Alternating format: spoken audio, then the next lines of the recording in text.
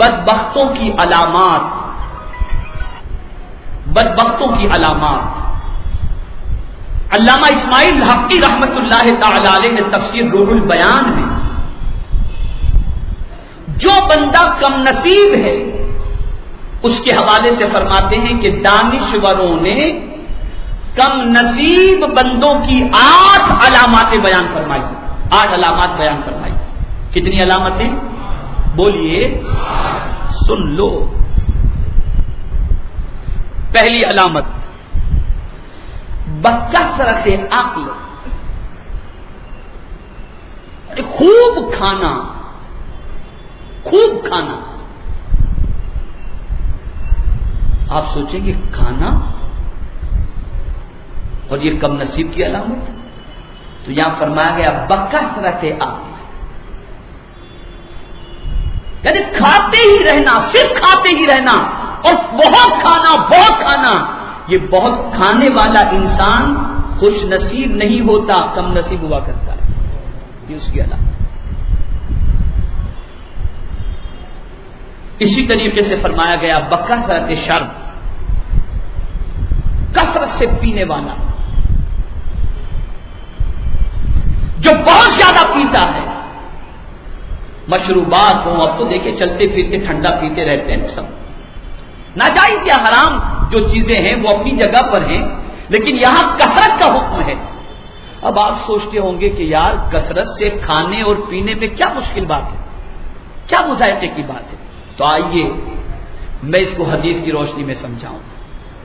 آج جو ہماری کھوپڑیاں کام نہیں کرتی ہیں، جو بھی آیا ہمیں اٹھا کے کہیں بھی لے گیا پر چلتے بن گئے۔ مسلمان دماغ کے اعتبار سے جو پیدل بن گیا، کوئی حکمت کی باتیں نہیں نکلتی، کوئی دانشمندی کی بات نہیں نکلتی، کوئی عقل کو حیران کرنے والی بات نہیں نکلتی، حکمت و دانائی کی بات نہیں نکلتی۔ اس کی وجہ بھی ایک یہ ہے، میں آپ کو اپنا ایک واقعہ بتاؤں۔ میں کینیڈا سے آ رہا تھا اور رات کو تقریباً 2:30 پونے 3 بجے میری فلائٹ لینڈ ہوئی اور اتفاق سے میرے بازو کے اندر 2 گجراتی لڑکے بیٹھے ہوئے تھے۔ راستے پر بات چیت کرتے ہوئے آئے، ایئرپورٹ پر اترے تو ایک گجراتی بچہ دوسرے گجراتی سے سوال کرتا ہے کہ یار بھوک بہت لگی ہے، فلائٹ میں کھانے میں مزہ نہیں آ رہا، اس وقت کھانا کہاں ملے گا؟ تو دوسرے گجراتی نے کہا چلو میم کے محلے میں جاتے ہیں، مسلمانوں کے محلے میں اس وقت کھانا ملے گا۔ کہا یار رات کے 3 بجے اس وقت کھانا ملے گا؟ کہاں، ہاں مسلمان کرتے ہی کیا ہے، صبح تک تو کھاتے ہیں اور 12 بجے تک سوتے ہیں۔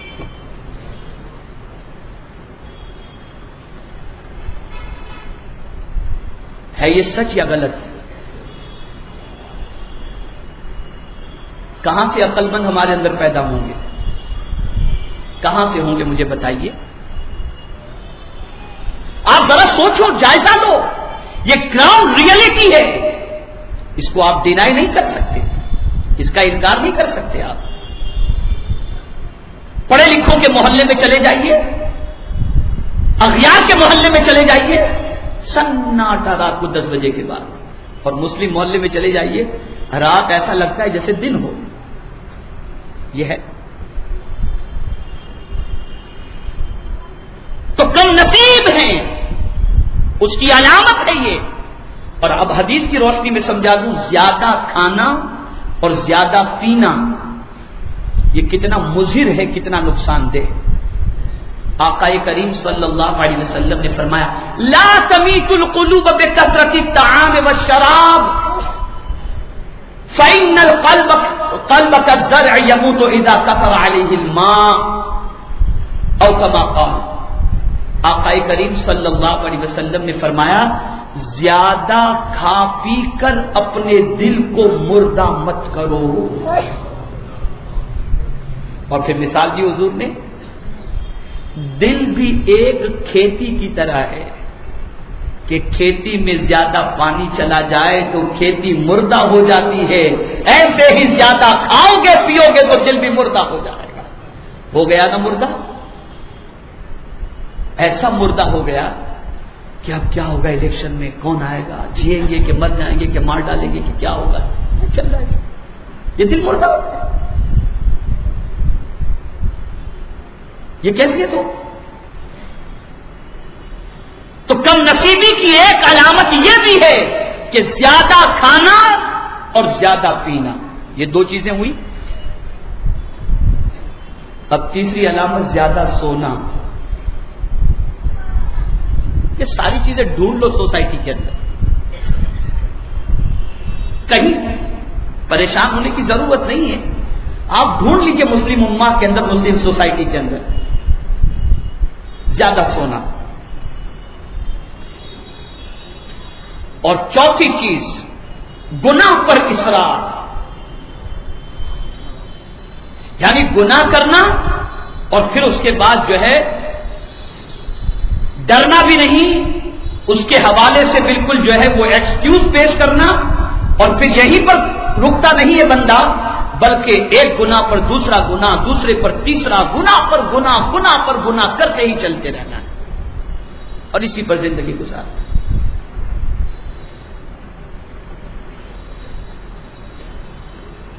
پانچویں چیز قساوت قلب، سخت دل. رحم نام کی کوئی چیز ہی نہیں، ایک دم سخت دل. یہ وہ میں علامتیں بتا رہا ہوں کہ ایک کم نصیب بندہ جو ہوتا ہے نا، اس میں یہ ساری چیزیں پائی جاتی ہیں. قساوت قلب، دل کا سخت ہو جانا، رحم ہی نہ آئے. اور یہ بھی کم نصیبی کی علامت ہے. چھٹی چیز کثرت گناہ، گناہ میں ہی اچھا لگے. اور یہ کہ گناہ کر کے شرمندگی کی بات نہیں، گناہ کر کے فخر کرنے کی بات ہو، اور مزہ اور زندگی کا لطف انسان گناہوں میں تلاش کرے. اور میں یہ کہتا ہوں کہ میرے پیارے آقا صلی اللہ تعالی علیہ وسلم کے پیارے دیوانوں، مسلمانوں کے اندر اب گناہوں کی کثرت کا عالم یہ ہے کہ العیاذ باللہ، العیاذ باللہ، وہ کون سا گناہ ہے جو اس وقت امت مسلمہ کے اندر ہوتا ہوا نہ نظر آتا ہو.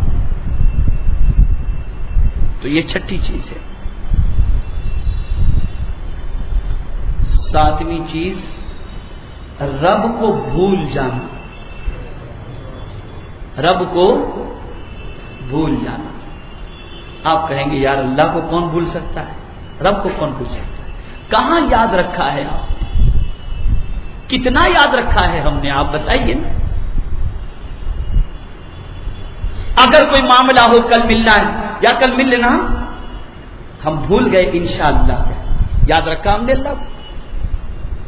ٹوٹ پڑے کھانے پر بسم اللہ پڑھنا یاد ہے؟ کھا چکے اللہ کی نعمتوں کو بہت ساری، الحمدللہ یاد ہے؟ پانی پینے سے پہلے بسم اللہ یاد رہا؟ ہائے ہیلو کیسے ہو، کیا ہے، کھائے پیے چلے گئے، یاد ہے اللہ کا؟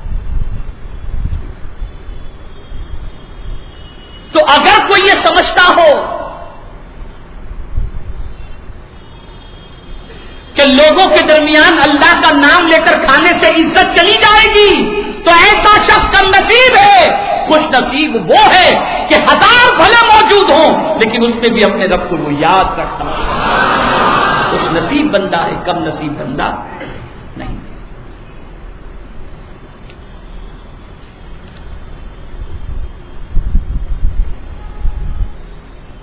اور آٹھویں بات،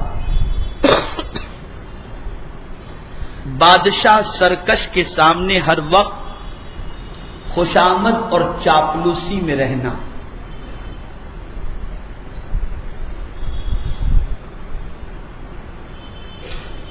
بادشاہ سرکش کے سامنے، جو اللہ کا نافرمان ہے، متکبر ہے، اکڑو ہے، ظالم ہے، ایسے کے سامنے ہمیشہ چاپلوسی کرتے رہنا. ارے یار آپ تو بڑے اچھے آدمی، ارے بادشاہ کیا کہنا.